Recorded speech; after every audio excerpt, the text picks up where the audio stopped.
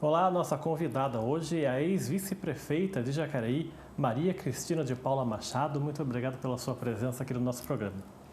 Boa tarde, Rodrigo. Boa tarde a todos que estão nos acompanhando nesse momento. É uma alegria muito grande. E algumas vezes eu acompanhava o programa Gente em Destaque. Falava, nossa, bacana, né? Gente que faz alguma coisa pela cidade e que em algum momento parece que tem essa oportunidade de ir lá e falar um pouquinho, né? Queria começar a nossa conversa um pouco sobre a sua infância, né? A sua trajetória na cidade de Jacareí. A senhora é nascida em Jacareí, né? Sim, Rodrigo, eu nasci aqui em Jacareí, ali no bairro do Caçununga, caminho que vai para o Campo Grande, que hoje já está bastante urbanizado, mas que naquela época, não tão distante assim, mas já no século passado, né? Era um bairro praticamente pequeno, que a partir da onde tinha a capela de Santa Cruz, dali para frente já era área rural. Dali para frente já estava mais próximo do centro urbano, né? E dali para trás já era área rural. Então brinquei muito ali naquele espaço, onde hoje é o espaço Jardim Liberdade. Eram 2 campos de futebol, uma à direita e outra à esquerda. O trem ainda passava pelo centro da cidade. E para a criançada era um atrativo ficar ali, acompanhando os trens que passavam em determinados horários, né? Então eu diria para você, Rodrigo, que eu tive uma infância bem feliz, né? Os meus pais, minha mãe e meu pai trabalhavam com o Dr. Marrelli. Meu pai era enfermeiro ali, minha mãe também prestava serviços ali com o Dr. Marrelli, mas a minha mãe morreu, eu era muito pequena. Eu tinha 3 anos quando minha mãe faleceu. 3? 3 anos. E aí eu fiquei morando com a família dos meus pais. Ali eram os irmãos, as irmãs, a minha avó, né? E ali eu cresci, né? Eu era a única caçula da casa, os primos, as tias já tinham mais idade que eu, então acabei sendo a caçulinha da casa. E a minha tia, assim, tinha um cuidado com a questão dos estudos, né? E eu me lembro que todos trabalhavam, então ficava em casa a avó, o meu avô trabalhava também, ele era carpinteiro, e ficava eu, que era pequenininha, caçula, e 2 primas. E os demais todos trabalhavam fora, eram 4 tias e 4 tios que moravam junto com a minha avó. E eu achava assim muito bonita essa questão de trabalhar, sabe? Que eles saíam de manhã, vinham em casa para almoçar, depois retornavam à tarde.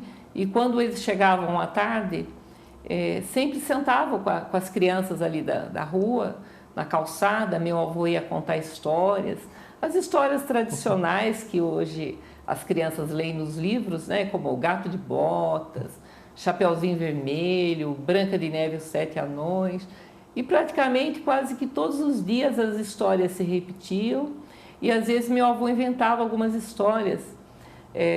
Conforme a posição das nuvens no final da tarde, ele inventava histórias e a criançada ali amava sentar no entorno dele. Então eu tive uma infância assim, com bastante amigos, a criançada ali em torno do meu avô, até eu completar mais ou menos 10 anos, e uma família que trabalhava bastante, e que os que não trabalhavam fora, nas empresas daqui da cidade, eles faziam serviço em casa. Lembra das fábricas de meias? Tinha o famoso fiozinho que você podia fazer em casa, ou fabricava os tapetes, que eram os fiozinhos amarradinhos, ou você ia bordar meias. E eu me lembro que eu não tinha muito jeito para bordar as meias. O meu bordado não saía lá tão bonito, ficava meio feio. Eu falava, gente do céu, eu não tenho jeito para fazer artesanato. Mas, de qualquer forma, eu ajudava. Tinha as caixinhas lá da empresa Caramuru, tinha essa parte da cartonagem. E também eu me lembro que os moradores faziam caixas em casa. Então, quem não saía para trabalhar, de uma certa forma, desenvolvia alguma atividade em casa. Aí ficava só a avó cuidando das partes domésticas. E eu, que não me dava muito bem com o artesanato, ajudava naquilo que eu sabia fazer, né? Os seus pais, eles nasceram também em Jacareí? Então, o meu pai nasceu em Santa Branca e a minha mãe nasceu aqui em Jacareí. A minha mãe é de origem portuguesa, os pais dela tinham nascido em Portugal, vieram para o Brasil, e os avós do meu pai vieram da Itália. Daquele momento da vinda dos italianos para diversas cidades aqui do Brasil, né? O meu avô veio para o estado de São Paulo e foi morar em Santa Branca e formou a família dele em Santa Branca. Foi onde meu pai nasceu, em Santa Branca, a minha mãe nasceu aqui em Jacareí. Aí eles se casaram e tiveram uma primeira casa ali no Caçununga. E a minha avó morava ali no Caçununga também, né? Essa casa que a senhora morou desde a infância, uma casa recheada de gente, né? Que a Muita descreveu. gente. Como é que era esse convívio? A senhora teve muitos irmãos? Então, depois da morte da minha mãe, o meu pai casou-se novamente. E desse segundo casamento do meu pai, eu tenho mais 8 irmãos. 8? 8. Mas do seu pai e da sua mãe é só a senhora? Só eu, porque minha mãe faleceu de parto. Durante o parto do meu segundo irmãozinho, o Alexandre. E ela morreu no parto e 3 meses depois o Alexandre faleceu também, que na época ela teve leucemia. É porque era difícil cuidar também. Sim, né? assim, não tinha tanto conhecimento sobre como cuidar, né, do câncer do sangue, que é a leucemia. E aí passaram-se alguns anos, meu pai casou-se novamente e eu já estava assim com 6 anos na época e eu gostava muito de morar ali com os avós, eu estava bem adaptada.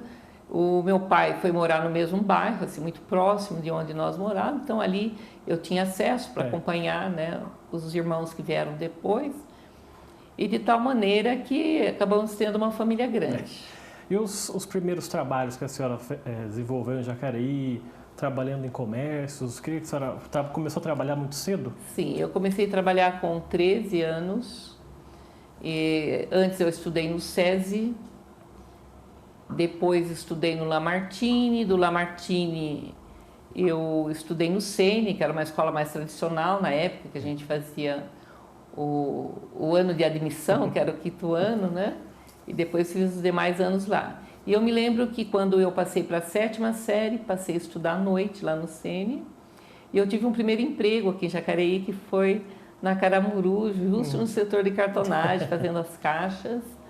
Depois, logo no final desse ano, eu trabalhei numa loja de cosméticos e armarinhos em geral, ali na Dona Lidinha, que ficava ali na Barão, logo no início.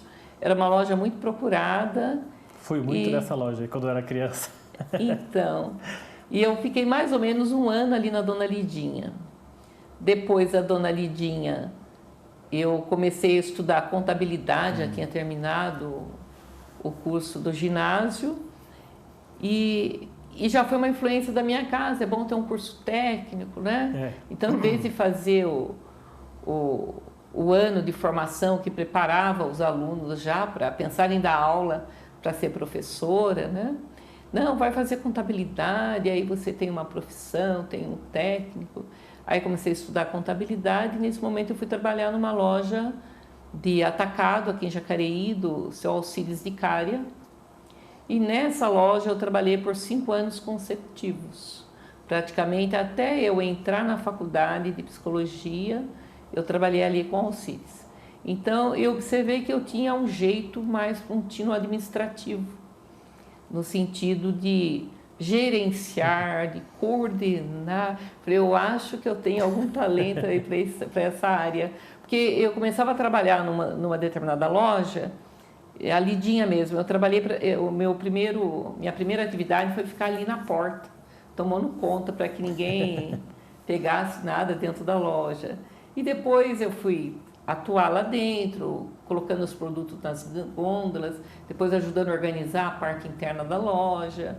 Depois você vai adquirindo uma aproximação maior com os proprietários, mais confiança, né? E devido à dedicação que você tem naquele trabalho, você acaba se destacando um pouco mais. E eu percebi que eu tinha um pouco esse jeito, né? E isso eu tenho percebido depois ao longo da minha vida, que à medida que eu consigo estar me integrando melhor com as pessoas, e a gente vai conseguindo contribuir mais no processo. Eu diria que o fato da gente se destacar é justamente para isso. Penso que quem se destaca mais também trabalha mais. É uma consequência, né? É consequência do estar um pouco à disposição. Então, isso ocorreu lá atrás. Eu trabalhei com auxílio sicária no começo para emitir nota fiscal, que ele vendia para diversas cidades aqui da região, mas ele vendia para uma cidade fora do estado de São Paulo, que era a cidade de Paraty. Então, os caminhões iam até Paraty também fazer entrega, iam até Angra dos Reis, e eu fazia essa fatura. Depois eu passei a cuidar do banco para ele, cuidar da parte financeira, ajudar os motoristas a organizar o caminhão, a separar a mercadoria, a gerenciar um pouco o trabalho com os vendedores. Daqui a pouco eu estava fazendo contato com os clientes que compravam conosco e acabei gerenciando para o auxílio sicária toda a parte de atacado. Tanto é que eu fiquei por 5 anos, depois disso eu fui para a faculdade e um ano depois eu retornei. Então eu trabalhei por 5, parei 1 ano e depois quando eu retomei para começar a trabalhar novamente, ele me chamou de volta. E no momento que eu vinha trabalhando muito, eu trabalhava para ele quase que 12 horas por dia. Nossa. De vez em quando eu ia para lá às 6 horas da manhã e ficava até às 6 horas da tarde. E ainda conseguia sair, porque eu fazia aula de inglês à tarde e estava ainda fazendo um curso de contabilidade. Então eu tinha horário para ir para a escola. Eu estudei no Antônio Afonso e aí eu saí nesse período, né? Porque eu acabei tendo uma estafa, trabalhar 12 horas, fazer inglês, estudar. Ninguém aguenta, né? Ninguém aguenta. E outra coisa, quase não tinha férias. Né?